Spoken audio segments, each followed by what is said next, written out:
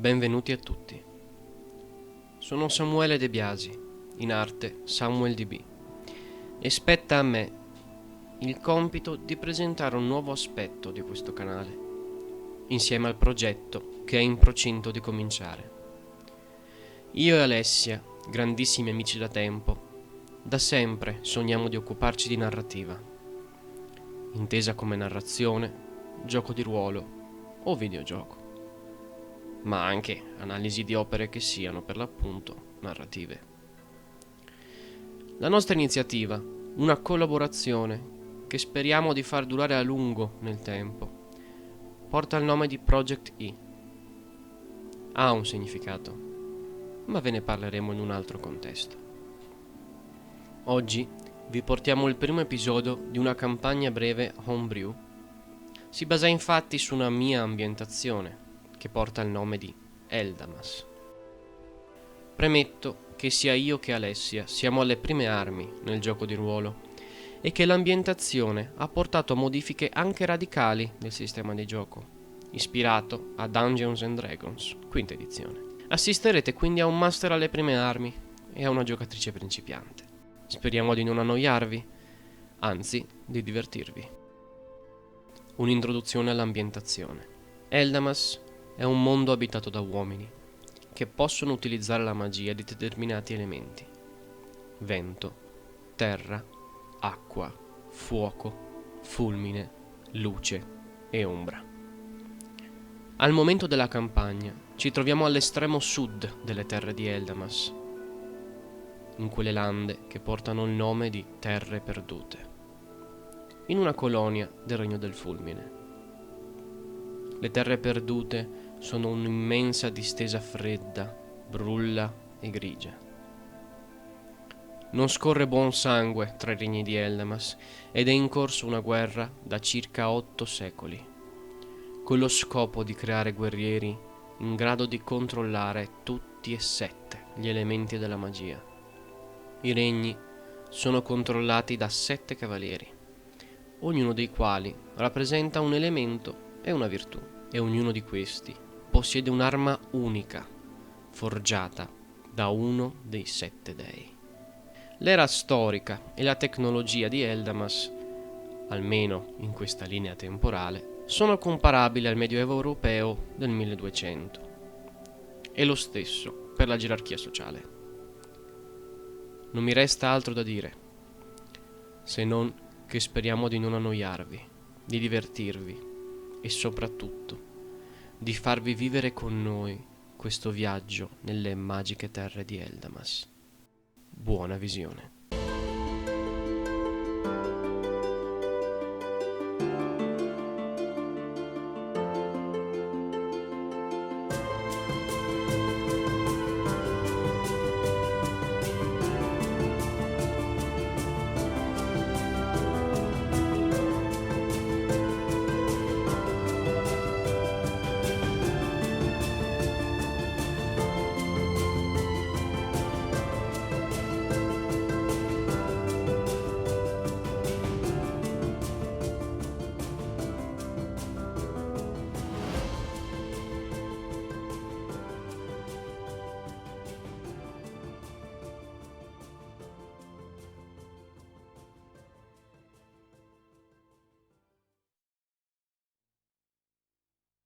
La ragazza correva disperata.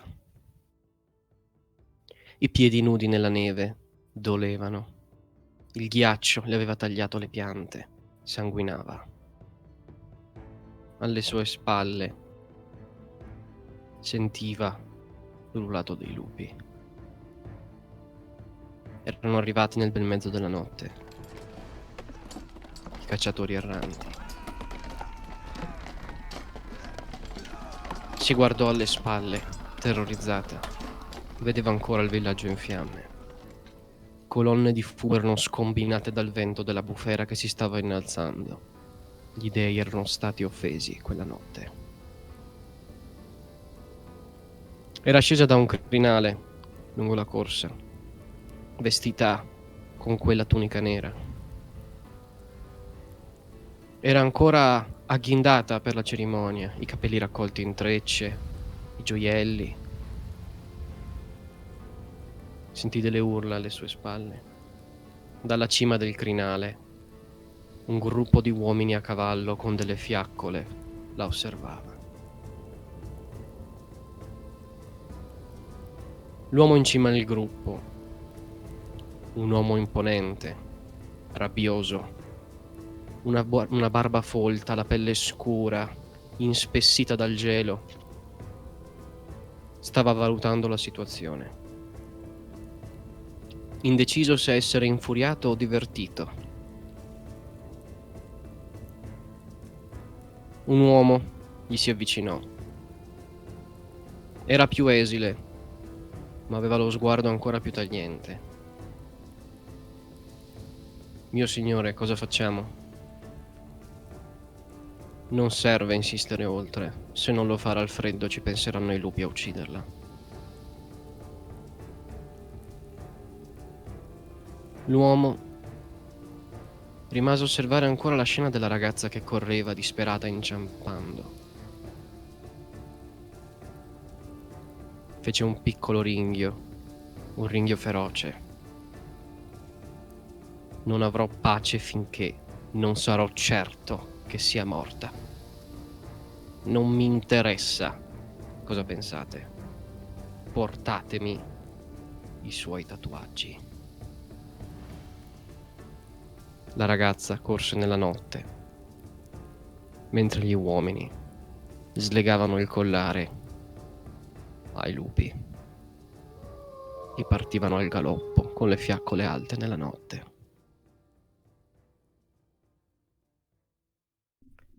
Benvenuti a tutti. Sono Samuele De Biasi, mi avete già sentito nell'introduzione, e la nostra giocatrice invece. Sono Alessia e niente, oggi ho il piacere di avere qua con me Sam, come al solito, per un nuovo progetto che spero vi piacerà. Noi sicuramente ci divertiremo, quindi Si spera. a lei la parola. Anche in questo caso è sera, però siamo da tutt'altra parte. Non siamo più nei ghiacciai eterni del sud, dell'estremo sud. Siamo ben più a nord, oltre le foreste centrali, sotto quello che è chiamato il picco di Ovalad, a est delle grandi nebbie. Ci troviamo in una colonia del Regno del Fulmine, anzi, lo snodo centrale della colonia, di fatto è una delle parti più interne, appunto, nell'entroterra a sud. Lo stile è molto particolare perché vivete separati, per quanto sia una colonia, da parte vostra c'è più una specie di diffidenza, tendete a tenervi separati come popolo, quindi all'interno di questa piccola roccaforte è difficile vedere degli abitanti che appartengono appunto alle tribù centrali.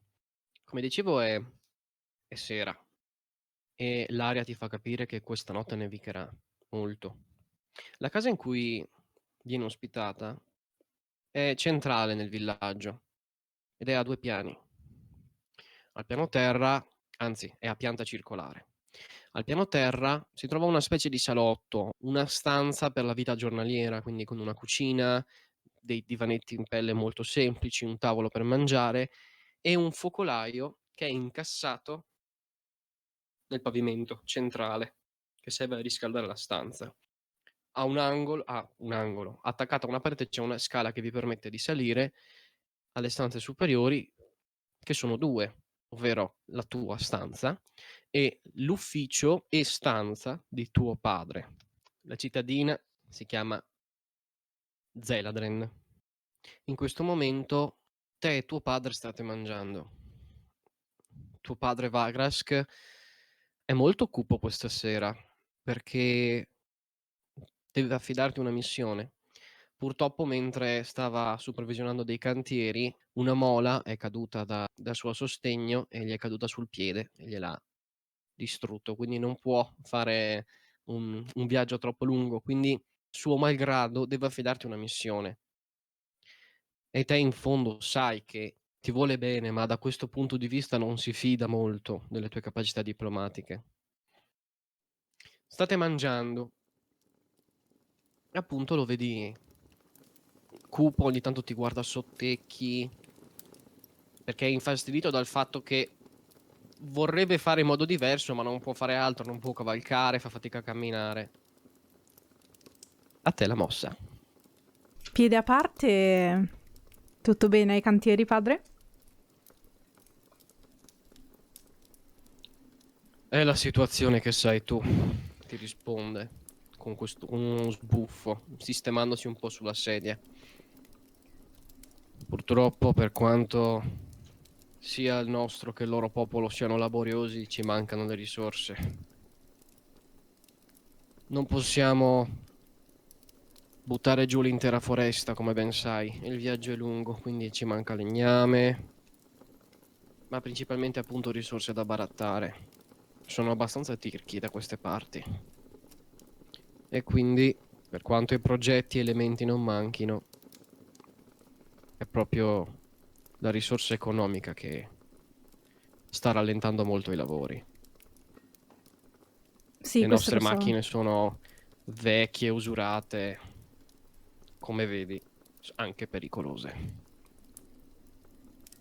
Beh, allora forse dovremmo chiedere ai Sette Regni, insomma.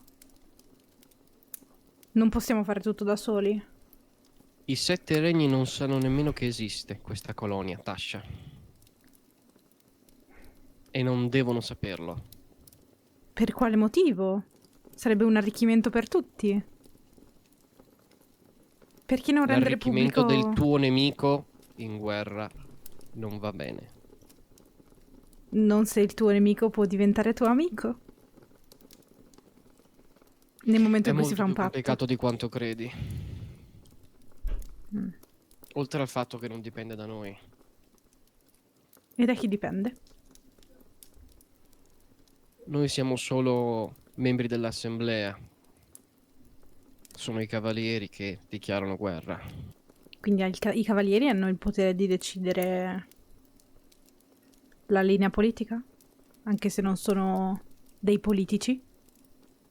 Come noi? Vedi che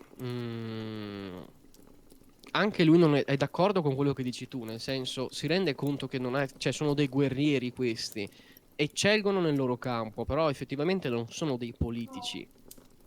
E nella vostra famiglia scorre un sangue un po' pragmatico, ovvero l'idea di sentire la chiamata degli dei, sentire dentro di voi che bisogna agire in un modo o in un altro, per voi non ha molto senso, bisogna agire con la testa.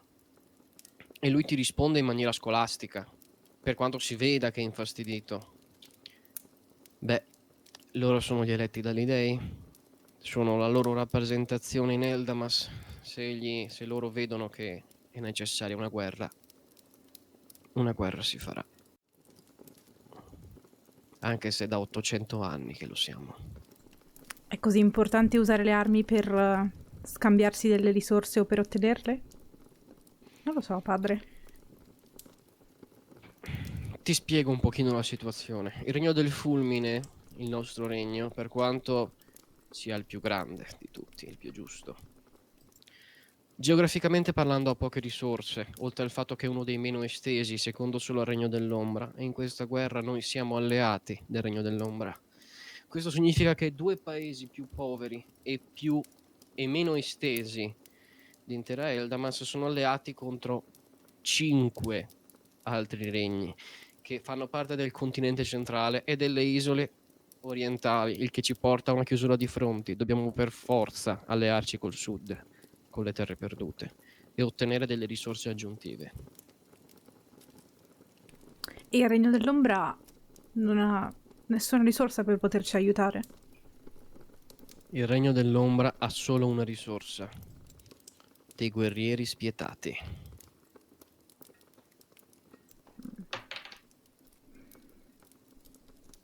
Ok, vedi che ricomincia a mangiare e che praticamente per lui il discorso è chiuso.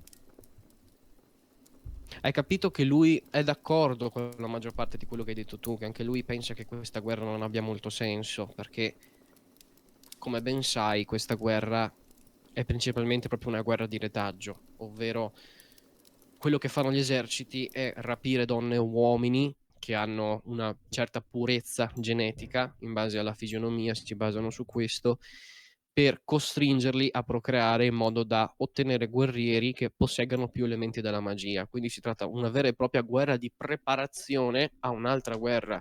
L'ideale è quello di creare il super soldato, ovvero uomini capaci di controllare tutti e 7 gli elementi. Una domanda: vuoi capire se c'è qualcosa che non ti ha detto? Sì, Ok, sicuramente, fammi una aspetta. percezione.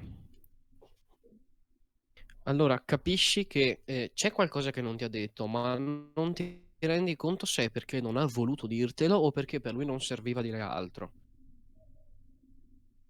Mm, E state mangiando. ok.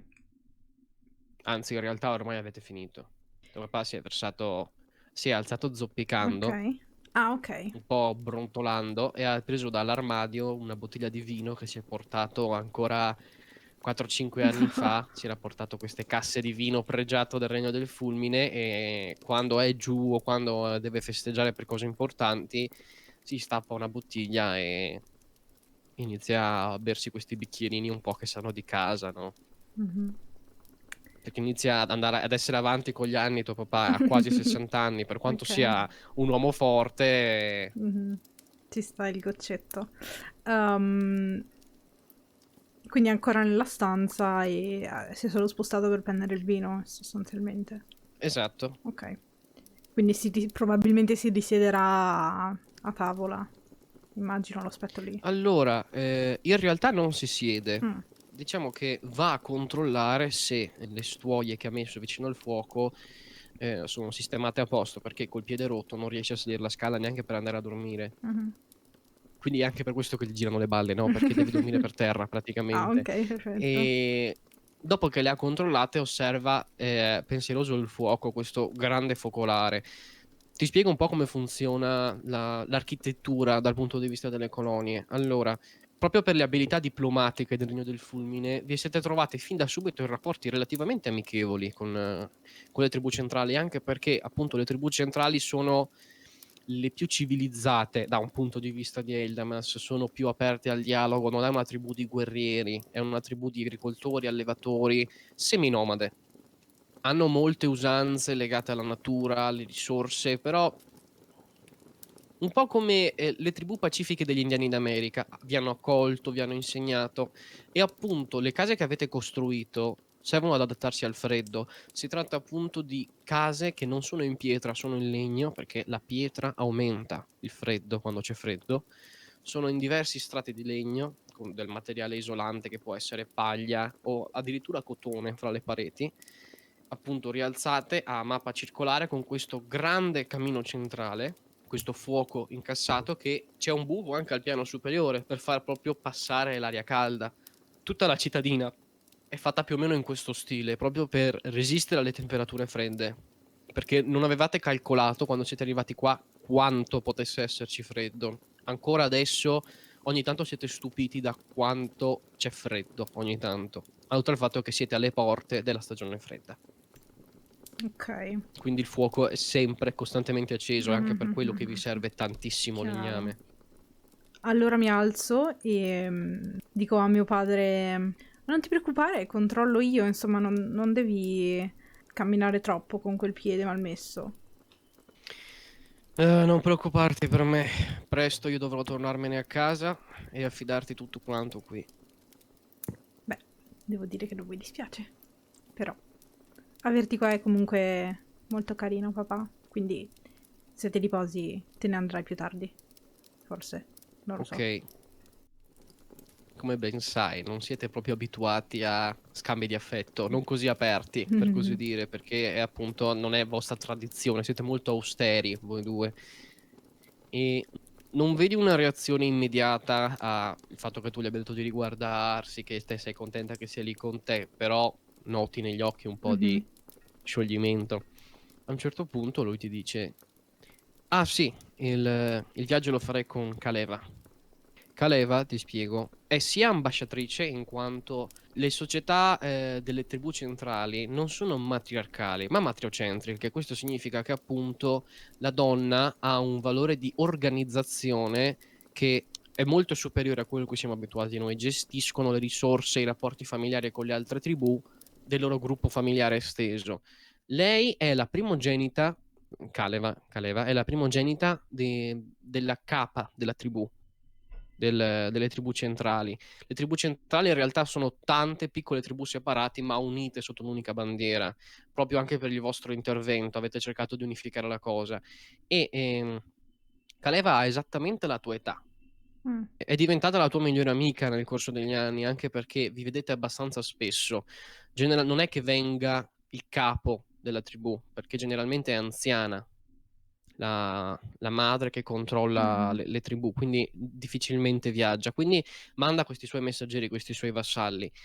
E però è strano perché per i viaggi diplomatici di solito non era mai venuto nessuno delle tribù centrali. Mm. Quindi, ok, sì, è una tua grande amica, però è una cosa poco ortodossa che venga anche lei. Mm, Soprattutto invece del rapporto che c'è del suo ruolo, ecco. perché di solito non accompagnano gli Allora, stranieri o perché proprio no, perché perché è figlia del diciamo capo? che perché l'assemblea, più che Parlamento del Regno del Fulmine, ha sempre accettato lettere e mediazioni. Infatti, il vostro ruolo iniziale era appunto di fare da mediatori fra le tribù centrali e il Parlamento e l'assemblea. Poi vi hanno lasciati un po' a voi stessi. Il fatto è che nessun membro delle tribù che voi sappiate è mai andato via dalle terre perdute.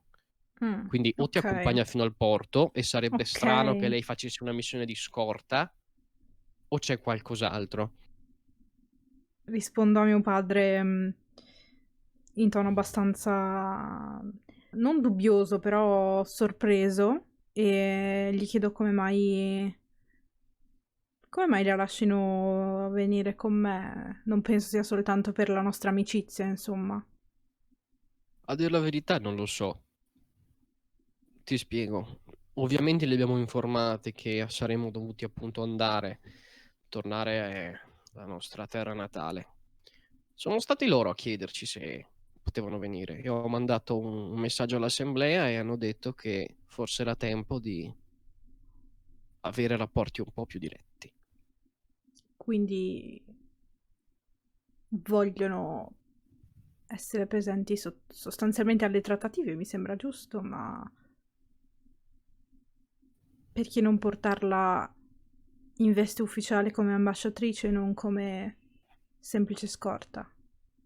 Dovrei chiederglielo a lei che ruolo è il suo. Appunto, sarebbe strano che un rappresentante delle tribù centrali così di spicco ti facesse semplicemente da scorta. Mm. Molto probabilmente hanno degli obiettivi. Essendo voi grandi amiche, ti consiglio di indagare. Va bene, lo scoprirò, padre. Non è che tuo padre non si fidi delle tribù centrali, è che ha paura che ci sia un'incomprensione reciproca. Tuo papà è convinto che con il dialogo, la collaborazione si possa effettivamente trovare una pace abbastanza stabile nel mondo. Quindi lui è aperto sempre all'integrazione. Il fatto è che ha paura che voi siete abituati alle usanze che sono anche a volte abbastanza stravaganti delle tribù centrali, vi avete vissuto, ma ha paura che Caleva non venga compresa e che quindi l'assemblea si faccia una brutta idea, oppure che Caleva non riesca a gestire la pressione, perché si troverebbe di colpo in un mondo che le è completamente estraneo. Quindi capisci che la sua non è diffidenza, è proprio preoccupazione. Mio padre è sempre lì, non... Sì, cioè non è che possa fare molto, si è seduto poverino, adesso. giusto. Nel caso Caleva venisse effettivamente in quanto rappresentante del suo popolo, cosa credi che dovrei fare per aiutarla? Insomma, di sicuro dovrò aiutarla a farsi comprendere dal nostro popolo, ma sono un po' confusa sul come. Solo una cosa devi insegnarle: a mentire e a non fidarsi di nessuno. Purtroppo la politica è fatta principalmente da inganni. Caleva è un po' troppo genuina, a parer mio. Oltre al fatto che, conoscendo noi, probabilmente si è fatta una buona idea della politica del nostro regno. Meglio se le stronchi un po' le aspettative. Che tipo di rapporto ho con lei? Lei che Allora, carattere ha? è iniziata come, integrazione, nel senso quando siete arrivati Caleva era appena entrata in carica e tuo padre aveva visto nella vostra età simile una possibile, amicizia fra i vostri popoli. Caleva è una donna molto forte, molto determinata e anche molto abile, un po' anticonformista perché sì, la società in cui lei vive è una società matriarcale, ma lei è una cacciatrice e allevatrice di lupi da caccia, quindi è una cosa veramente molto particolare, perché di solito le donne sì, gestiscono la società nelle tribù centrali, ma tendono a lavorare in casa, a occuparsi del raccolto o dell'immagazzinamento delle risorse. Lei invece lavora sul campo, quindi è una persona anche abbastanza impulsiva diresti, però nel suo campo è imbattibile. Quando andavate insieme ogni tanto a fare delle passeggiate o delle battute di caccia, hai visto che conosce le terre centrali e anche fino al piano di Ovalad come se fossero le sue tasche. Cioè, non c'è guida migliore che tu conosca per poterti portare fino a là in sicurezza.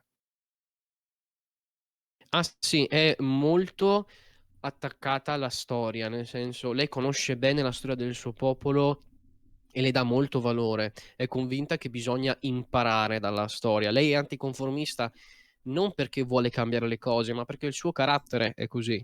Cioè non è una prova di voler cambiare, diciamo, la gerarchia, la gestione della società, è proprio il suo essere così e la maggiore libertà che c'è in una società matriarcale gliel'ha consentito.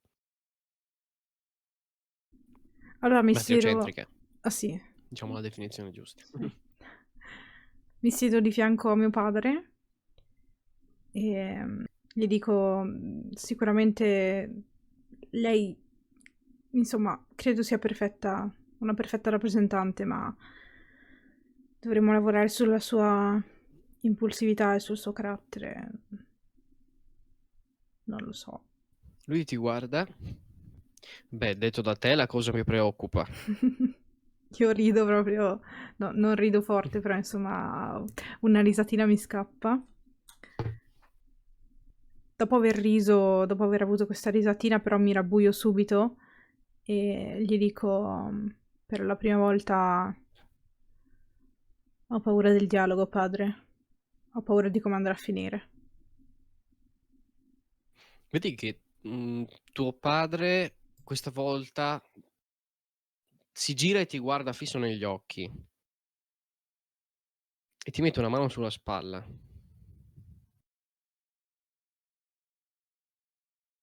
Sono molto preoccupato anch'io. Sto per gettarti nelle fauci del lupo. Il nostro regno vende un'idea di una società giusta dove ognuno ha parola, però l'assemblea è un posto pericoloso, pieno di bastardi che cercano di ottenere quello che possono.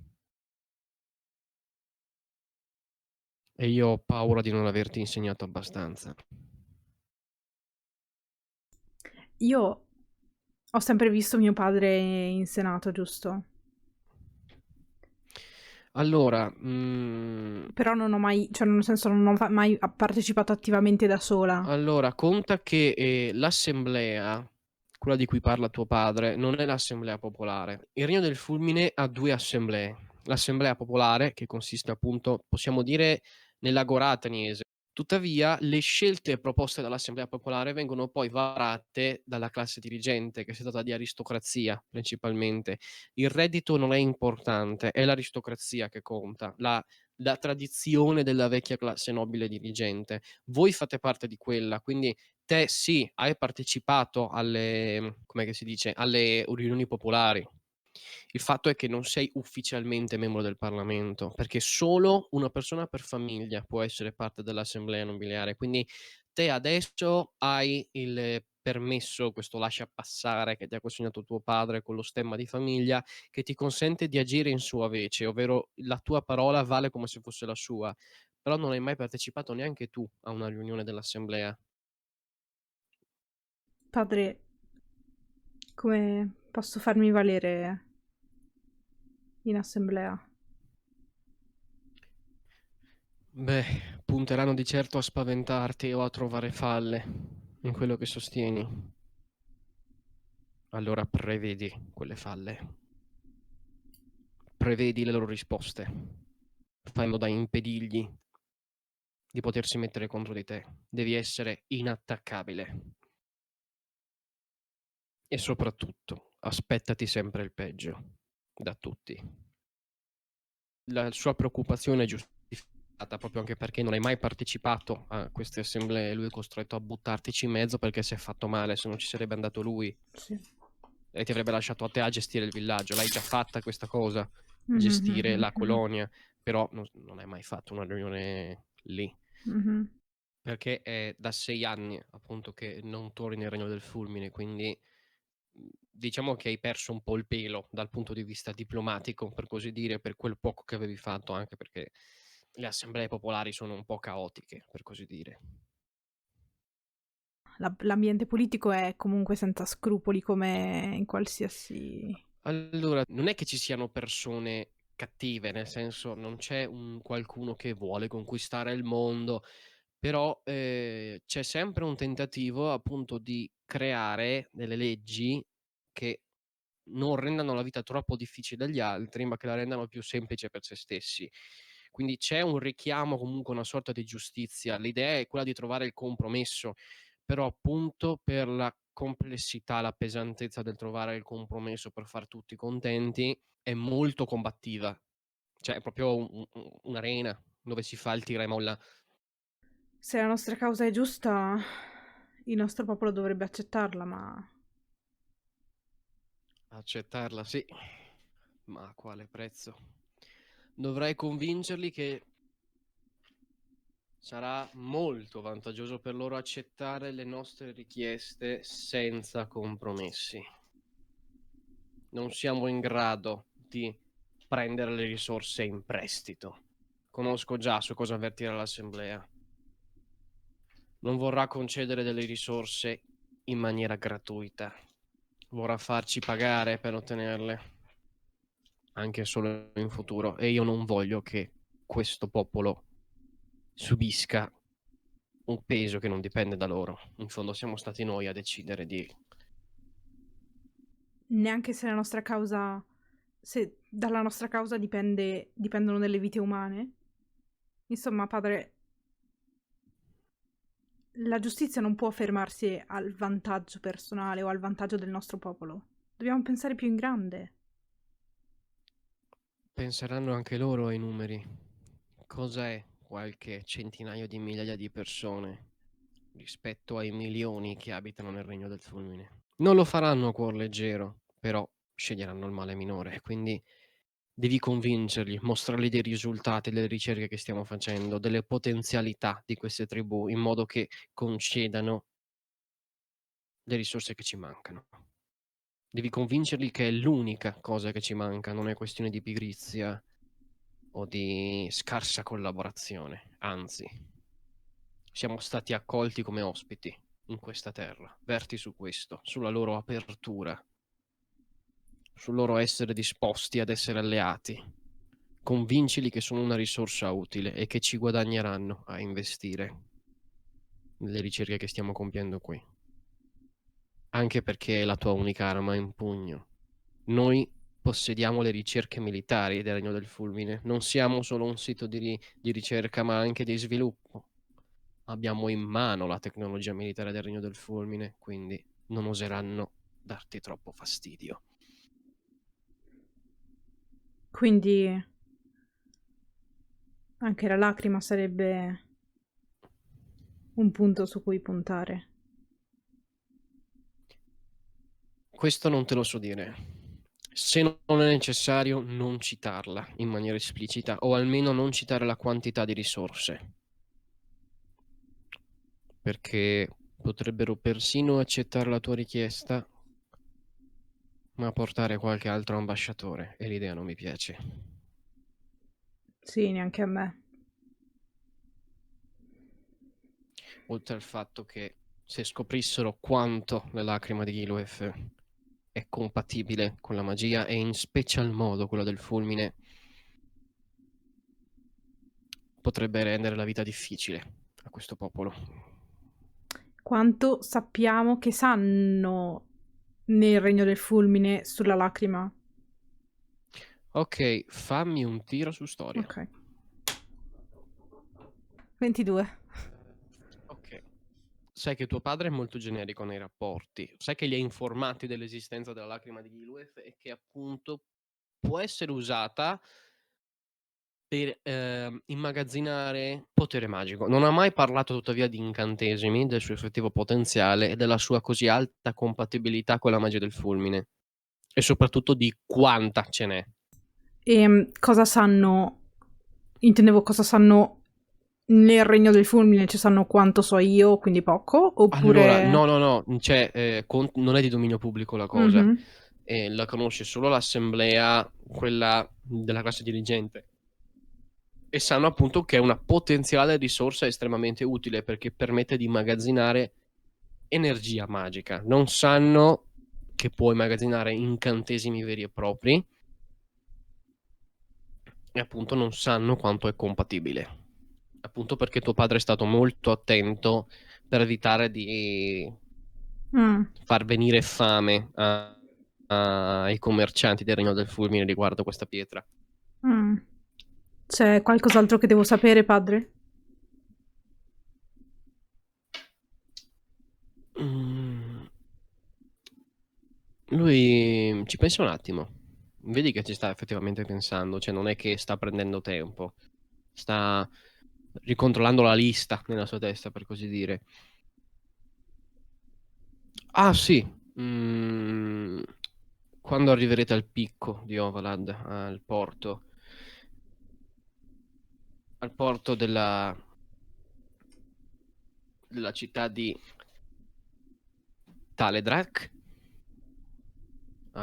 che è appunto all'estrema punta nord del picco di Ovalad, ed è questo porto, in realtà è segreto, nel senso non c'è nessun'altra nave se non il Regno del Fulmine che attracchi lì. Proprio le altre nazioni non sanno dell'esistenza di questo porto. Comunque lui ti dice che a Taledrak c'è una nave che vi aspetta. Cioè non dovrete cercare un passaggio o qualcos'altro. Lui ha già organizzato tutto Ok, per rendervi la cosa il più sciolta possibile fino al Regno del Fulmine. perfetto. Perfetto, grazie, padre. Sei sicuro che sia tutto? Sì, sono sicuro. Perfetto. Prego solo gli dei che ti assistino. È un lungo viaggio fino al picco. Caleva di sicuro mi assisterà. Non ti preoccupare, padre. Il fatto è che sono preoccupato dalla sua richiesta improvvisa di parlare direttamente con l'assemblea. Non ne aveva mai mostrato il desiderio benché minimo e adesso all'improvviso vuole andare fino a là. Ti prometto che Assicurati di indagherò. saperne bene il motivo. Ti prometto che indagherò a riguardo. Non lascerò nulla al E caso. se riesci appena arrivi al porto, mandami un messaggio spiegando questa cosa. Aspetta un paio di giorni che arrivi una risposta. Anzi, aspetta 5 giorni che arrivi una risposta. Non si sa mai. E ti dirò, secondo me, com'è il caso di procedere. Certo, padre. Bene, se non hai altro da aggiungere, io andrei a dormire, che sono abbastanza stanco. Certo, padre. Buonanotte. E mi avvio verso la mia stanza. Ok, vuoi che te la descriva? Sì? Allora, la stanza, proprio anche per la tua, diciamo, curiosità nei confronti delle tribù centrali, ma anche per la tua propria amicizia con Caleva, è volutamente in stile loro, in stile tribale. Infatti il pavimento di legna non è lucido, ma è anzi grattato in modo che dia quella sensazione di morbido, non di nobile, di lucido, proprio che sia morbido, comodo. I tappeti sono di pelle, non sono i tappeti che usate voi nel vostro regno, che principalmente è stuoie o comunque paglia. Si tratta proprio di pelle animale. Anche il letto è molto basso. Si potrebbe dire che è un sacco a pelo leggermente rialzato ed è abbastanza spartano. Non c'è un vero e proprio cuscino. Volendo ne avresti uno, però è proprio Mhmm, ti piace insomma quello stile di vita, quindi hai voluto che rappresentassi un pochino le tribù centrali. È un letto efficace, ma ovviamente non è comodo come potrebbe essere. Ti tiene al caldo, ti copre, però potresti avere il materasso con le piume d'oca, però per scelta non lo fai. C'è un piccolo, lavandino, ovviamente non c'è l'acqua corrente, c'è un catino che viene cambiato tutti i giorni, che con una bacinella e uno specchio che usi per lavarti, un armadio dove mantieni tutti i tuoi vestiti, un baule con i tuoi averi, con penne, scartoffie, ma soprattutto il tuo banco da lavoro, il tuo posto preferito, ovvero questo tavolo che occupa in realtà quasi metà della stanza. Cioè diciamo che tu la tua stanza, la parte personale del mio mondo, hai un piccolo angolino, quello che tanto che ti basta per avere un posto per dormire e per lavarti. In realtà la tua stanza è dedicata proprio alla costruzione delle macchine, dei marchingegni. Tuo padre approva questo tuo interesse per la tecnologia, infatti non hai mai avuto problemi per ottenere risorse, attrezzi, strumenti, proprio perché lui anche un paio di volte ti ricordi che quando eri più piccola, proprio si metteva lì insieme a te a farti diciamo da assistente, tu gli spiegavi le tue idee quando eri una bambina, anche quando eravate nel Regno del Fulmine, e lui si metteva ad aiutarti a realizzare le pazze idee che avevi. Il tavolo di per sé non è disordinato. Per quanto ci si potrebbe aspettare appunto da un inventore che sia preda al disordine, te sei molto pragmatica da quel punto di vista. Te sì, crei molto disordine mentre crei, ma poi ti assicuri che sia tutto in ordine, tutto schedato, tutto seguito, proprio secondo quella che è la vostra pragmaticità. Vuoi avere tutto a portata di mano, infatti tieni tutto schedato, tutti i tuoi oggetti sono posizionati su degli scaffali che riempiono le pareti, cioè stai finendo lo spazio, infatti stavi valutando di chiedere a tuo padre un magazzino e soprattutto sul tuo tavolo c'è un sistema di lenti, potresti dire un microscopio, però è studiato per le pietre, dentro il quale è inserita una lacrima di Gilwef. Tuo padre, quando ormai lui conosce bene il tuo talento, la tua abilità dal punto di vista inventivo, il tuo eclettismo nell'applicazione delle risorse, quindi ti ha affidato ufficialmente, quindi anche dal punto di vista burocratico, quindi anche l'assemblea lo sa che questo è il tuo ruolo, di ricercatrice dal punto di vista dell'utilizzo della lacrima di Gilwef. Quindi te, hai le risorse, a questo momento hai una lacrima di Gilwef perché hai scoperto da esperimenti precedenti che sono molto instabili e non riesci a mantenerle in uno stato di sicurezza, ecco. Diciamo che i vetri della tua finestra sono esplosi un paio di volte. Sì, lavori in solitaria, non hai un assistente, proprio per la tuo, diciamo, indipendenza lavori da sola. Chiedi ogni tanto a tuo padre dei consigli perché lui aveva questa passione, non dei consigli a livello pratico, perché ormai te sei più ferrata di lui, quanto a livello teorico, perché lui è un fortissimo studioso della teoria della magia, di quanto essa sia legata al sangue, all'energia, quanto alla volontà, o se necessiti un corpo, un incanalamento. Quindi lui ti ha spiegato un po' quello che sapeva e hai scoperto che grazie al suo aiuto sei riuscita, prima dovevi utilizzare solo la polvere, la pietra pestata, adesso sei riuscita a incanalare appunto, gli incantesimi nei frammenti della pietra. Adesso il tuo obiettivo è riuscire a utilizzare la pietra intera, riuscire a stabilizzare, la pietra intera. La lacrima di Gilwef, intanto ha diversi gradi di purezza, per così dire.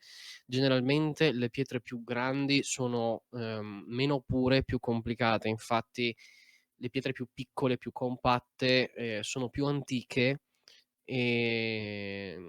sei anche interessata al fatto che le tribù, centrali tendono a utilizzare appunto le lacrime di Gilweth come pietra pura a livello ornamentale o di cerimoniale solo quando questa è piccola, quindi quest'idea ti ha convinto a provare con le pietre più piccole, solo che sia risultato ancora più complicato perché, è come se facessero da amplificatore, però un amplificatore che non riesci a controllare.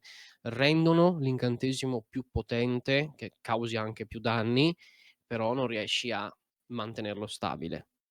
Hai anche notato il fatto che se riuscissi a farlo da un punto di vista bellico, il Regno del Fulmine acquisterebbe un potenziale distruttivo enorme. Già è potente dal punto di vista proprio dell'attacco, proprio per la natura dei suoi incantesimi, che sono potenti dal punto di vista dei danni alle strutture e alle persone. Con queste pietre si potrebbero raggiungere livelli mai visti e nemmeno pensati. Conosco la quantità di risorsa di pietra di Gilweth disponibile. Allora, da quanto hai capito si trova solo in determinati posti, posti che hanno ricevuto una intensa attività meteorologica. Da quanto hai capito si tratta di pietre o comunque terreno che a causa dell'abbattimento di un fulmine, si sono condensate appunto in queste pietre che in realtà non hanno un valore commerciale perché, non almeno come gioiello, perché non è neanche che siano così particolarmente belle, sono molto simili a un vetro un po' opaco tuttavia, tendente all'azzurro. Un po' come il processo nella quale si creano le colonne di vetro nel deserto, quando un fulmine cade, la sabbia per il calore si diventa vetro. Succede più o meno la stessa cosa, il fatto però è che un fulmine che cada a terra è una cosa abbastanza rara, quindi contando che le risorse non sono mai state usate o vendute, quindi siete stati voi a iniziare a distruggerle per trarne la polvere, puoi dire che non sono infinite ovviamente, sono limitate, ma più che sufficienti a creare, diciamo, un battaglione di armi d'assedio estremamente potente. Non come equipaggiamento dei soldati, ma che possono fungere da artiglieria per questa guerra. La domanda è: tu vuoi che vengano usate come con questo scopo? Riguardo agli oggetti che ho creato, che comunque ho nella stanza, che tipo di oggetti sono? Il primo che vedi si tratta di quello che stai cercando di realizzare più che altro, il tuo processo in questa idea, ovvero tagliare la pietra, ma non intesa come pietra di Gilweth, in generale, tagliare la pietra è un processo estremamente complicato. La tua idea era creare quella che oggi sarebbe una taglierina laser, ovvero sfruttare la potenza dell'incanalamento, del calore, dell'energia del fulmine per creare un fascio diretto e controllato. Infatti il problema della magia del fulmine è il controllo di precisione, Mm. perché il fulmine è altamente distruttivo, ma è difficile incanalarlo in un punto unico. Vuoi tentare di usare i frammenti di Gilweth della pietra orientati in un modo particolare perché si condensino in un unico raggio del quale l'utilizzatore può controllare l'intensità, appunto incanalando la sua magia all'interno, quindi come non è un immagazzinamento, ma uno strumento di controllo per consentire appunto il taglio della pietra in maniera molto più precisa e molto più semplice. Questo è lo strumento al quale stai lavorando adesso. Infatti anche ci sono varie versioni, per così dire, delle lenti che stai provando a usare, dell'orientamento e hai scoperto, stai iniziando a capire che non è basato sul caso. C'è una certa geometria legata a questa cosa, una geometria molto complessa, infatti pensi che ti serviranno molti più frammenti, avevi anche la richiesta da mandare alle tribù Mhm. centrali di più frammenti per cercare di rendere questo strumento fattibile, anche perché appunto le tribù non sono abituate a utilizzare la pietra e poterla usare nell'architettura darebbe un grande vantaggio. Mhm. E quello è quello a cui stai lavorando adesso, uno strumento molto complesso. Altri che possiedi purtroppo sono di scopo bellico, ovvero l'idea di creare una specie di armatura metallica attorno alla pietra che così quando ci generi un incantesimo questa scoppia, scaglia anche dei frammenti metallici contro i nemici, quindi potentissima contro dei nemici umani. Oppure stai cercando di capire come inserirla negli oggetti in modo che, ad esempio, una catapulta possa, pur lanciando un masso così grande, contenere la magia del fulmine, ad esempio un tuono che cade sul punto, una scossa elettrica da lanciare. Stai anche lavorando a dei meccanismi molto fini, ovvero a una balestra, la freccia che ha in realtà lancia una rete sempre metallica, anche questa molto costosa. La tua idea era di utilizzare le lacrime di Gilweth per incatenare un incantesimo di shock in modo da colpire un nemico. Questo viene incatenato a terra e per il ferro riceve la scossa elettrica e viene tramortito. Questa sarebbe un'arma da spionaggio. Quindi, tuo malgrado, stai lavorando proprio a queste cose. Il fatto è che però conservi, sempre sulla scrivania, il primo oggetto che hai creato usando la pietra di Gilweth. E in realtà è l'oggetto a cui sei più affezionata, anche perché tuo padre ti ha assistito direttamente nella sua creazione, perché sei stata tu a scoprire il potenziale della pietra di Gilweth per caso. E si tratta di un oggetto molto semplice in realtà, è proprio questo invece a scopo creativo. La tua idea era creare un fascio di luce, una specie di fulmine molto piccolo, una specie di lampada a gasolio che quando dai più potenza diventa più potente, quando ne dai di meno ne dai di meno, per creare luce. Tu stai cercando un modo per creare l'illuminazione artificiale continua. L'idea era quella di smettere di consumare legname per illuminare, appunto perché sapevate che il legname era limitato. Adesso tu la stai usando per proiettare i tuoi disegni sulla parete, perché te li ingrandisce. Quindi tu crei la luce utilizzando la tua magia del fulmine, che dà questa piccola scossa che senti nell'aria. In realtà non è forte, è molto debole, controllata. La devi ricaricare con la polvere a ogni uso, che dura un paio d'ore, dipende da quanta ne metti, e che proietta appunto i tuoi disegni. È praticamente l'inizio del cinema, per così dirti. E questo è lo strumento che hai sempre sulla scrivania. Sono stata 5 o 6 anni qui. 6 anni qui. Il popolo, la tribù come la prende questa cosa? Innanzitutto sanno che io ho creato queste cose, sanno che uso la pietra per questo e in caso come l'hanno presa, come la prendono? Allora, inizialmente erano molto diffidenti perché la pietra che usavano loro, ed è anche grazie a questo che hai notato il suo potenziale, la utilizzavano con scopo cerimoniale. Tu sai che loro riuscivano a incanalarci anche altri elementi magici, però hai notato che proprio col fulmine è estremamente compatibile. All'inizio la prendevano molto male perché per loro aveva un valore tradizionale. È stato l'intervento di Caleva a permetterti di ottenere una scorta. Perché? Intanto loro sanno a cosa stai lavorando. Tu hai accettato di rendere pubblici i risultati delle tue ricerche e anche di renderli partecipi, ovvero hai documentato a livello scritto la loro storia, cioè tu hai accettato di archiviare quelle che sono le loro usanze, i loro riti, quindi è una conoscenza anche abbastanza ampia. Ah, ok. Fico. Il fatto è che loro, essendo un popolo relativamente pacifico, non vorrebbero venissero usate per delle armi, ma i vantaggi che ci sono, soprattutto per l'aiuto economico di civilizzazione che state dando, gli fanno chiudere un occhio. Non è che vieni vista male, cioè per loro stai svolgendo il tuo dovere. Anche questo è un popolo molto pragmatico, dell'idea che ognuno abbia un proprio ruolo, e per loro il tuo ruolo è questo, studiare questa pietra. Non vedono male te, semplicemente non sono molto d'accordo che venga utilizzata per creare strumenti pensati per uccidere, e non per la caccia, ma proprio per uccidere altre persone. Certo. Io partirò domani. Domattina all'alba. Non te l'ha detto tuo padre, però sai che Caleva è estremamente mattiniera, è molto attiva, quindi te sai già che all'alba quella è già fuori, pronta a partire Ok. quindi sai che ti devi svegliare presto. Quindi dovrò sicuramente sistemare la mia roba, prendere quello che mi serve. Allora, in realtà hai usato tutta la giornata di oggi per impacchettare le cose più importanti. Ti mancano gli oggetti frutto delle tue invenzioni. Se decidi di mostrarne qualcuna all'assemblea, tu vestiti, cibo, medicinali, quella roba lì te la sei già preparata. Ti Anche manca carta proprio penna. carta Anche e penna. carta e Sì, sì, penna, ti ok. manca proprio il materiale e i tuoi strumenti, perché Ok. ti dà Ehm, fastidio metterli via, vuoi sempre averli fuori e impacchettarli ti dava un po' di Materiale ansia. nel senso di anche attrezzi da lavoro? Sì, O... Ok. attrezzi. Che tipo di attrezzi ho su questo banco da lavoro?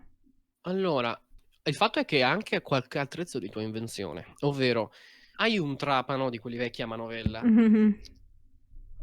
che utilizzi per creare dei buchi negli oggetti in cui incanalare la potenza. Infatti, un tuo progetto semisegreto è quello che consiste in un tubo di ferro nel quale si mette la polvere, si inserisce con un bastone. Pensavi poi di inserire delle sfere o dei cubetti di metallo, usando lo scoppio e la potenza dell'energia del fulmine, scagliarle contro il nemico. Il fatto è che l'hai un po' abbandonato perché sarebbe da utilizzo per un soldato, non è un'arma con un potenziale distruttivo ad area enorme, potentissimo contro un nemico umano, però limitato per le risorse più che altro, oltre al fatto che testandolo con Kaleva in caccia ti sei resa conto che fa dei danni mai visti prima, cioè è qualcosa che fa soffrire, quindi hai deciso di metterlo da parte. Comunque hai un mini prototipo di accendino praticamente, è sempre uno strumento di tua invenzione, anche questa è una cosa ricaricabile. Tu in realtà non premi un tasto per farlo andare, tu ti buchi con un ago il pollice, l'ago è cavo, entra a contatto col tuo sangue, che è magia del fulmine, e quindi ti consente di, non attivare effettivamente un incantesimo, ma utilizzare il tuo sangue come carburante. Questa è una scoperta che non hai detto neanche a tuo padre. Il potere è legato al sangue ed è un tuo strumento segreto, per così dire. Tu hai scoperto che la magia è legata al sangue di ognuno, non semplicemente alle sue origini. Ok. Ed è ti permette di fare luce, di accendere le cose, di bruciarle.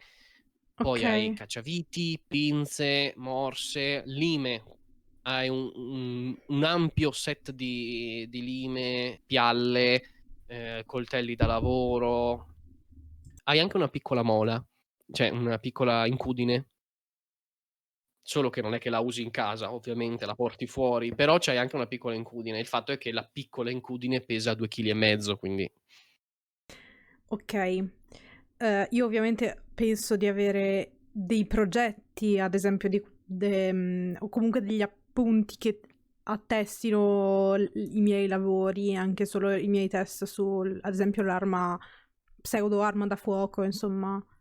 come dicevo, il progetto dell'arma da fuoco tendi ad abbandonarlo, Ok. proprio perché alla fine risulta in qualcosa che è fatta per fare male agli uomini, cioè è un po' cruda come cosa, quindi preferisci non usarla. La tua idea, questa mattina per dirti, era quella di portare la balestra, che può essere molto utile, non il progetto della taglierina, perché sai che non gliene frega niente a quelli dell'assemblea, più che altro, i modellini funzionanti della catapulta, ma soprattutto della balista. Te hai scoperto che si può potenziare il lancio, se si tratta di qualcosa di natura metallica, delle baliste, e che invece di prendere, agganciare il ponte e tirarlo, loro prendono e lo distruggono, lo fanno esplodere il ponte. Quindi hai progetti cartacei, perché i modellini sono roba tipo 1 metro e mezzo, per capire effettivamente quanto siano efficaci.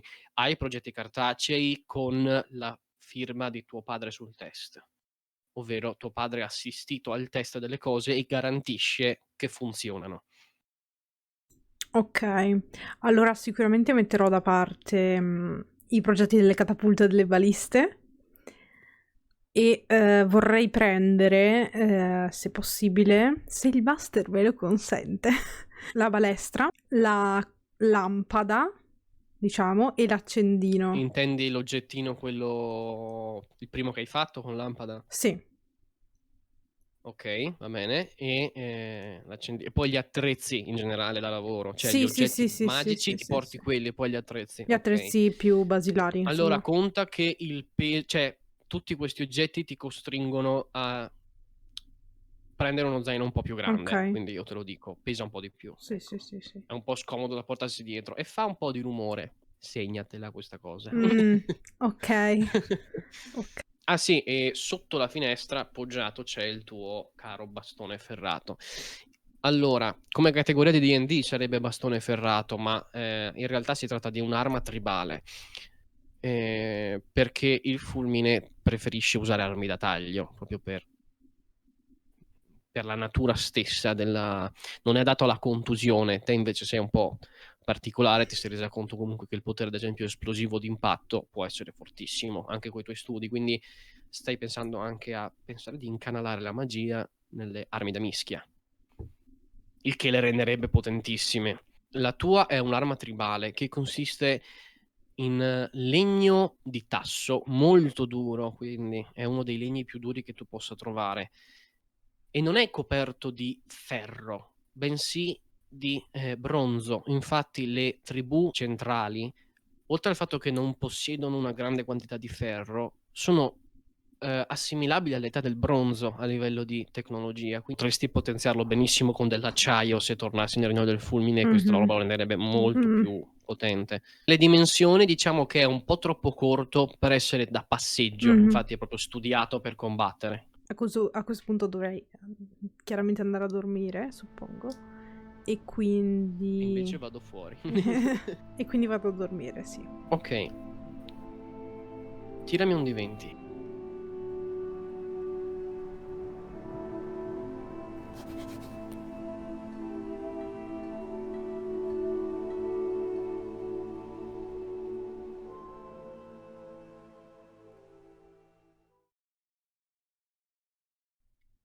Chiedo a mio padre se... No, porca troia! Chiedo a mio padre. Sarebbero da tenere queste ogni Sì, tanto, però dopo facciamo mettono dopo i titoli di coda, dopo li facciamo i blooper. i blooper di Ovalad. Ok, allora.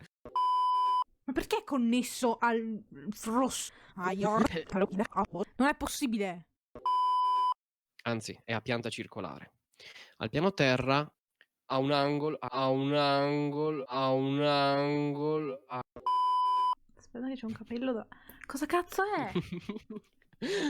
Adesso? Cioè, vabbè. Stava cercando. Il viaggio lo farai con... si taglia, perché non mi ricordo più il nome. Purtroppo mentre stava... Purtroppo...